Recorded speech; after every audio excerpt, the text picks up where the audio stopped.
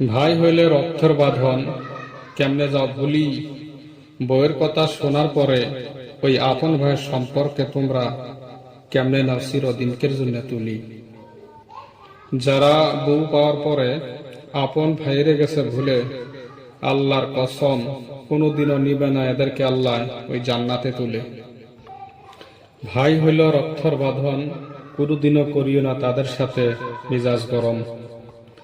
এত কষ্ট করি আমাদেরকে খাওয়াইল, তাও হইল না আমাদের শরম। যারা ভাইয়ের সাথে বাদ দিয়ে অন্য মানুষের সাথে সম্পর্ক করে, এরা কিছুদিন গেলে কঠিন মুসিবতে পড়ে।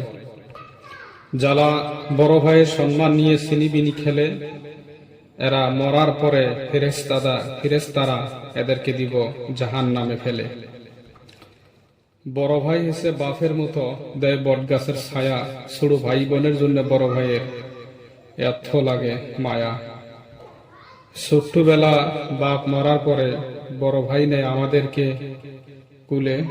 বড় হওয়ার পরে আমরা সেই ভাইরে যাই আমরা চিরতরে ভুলে।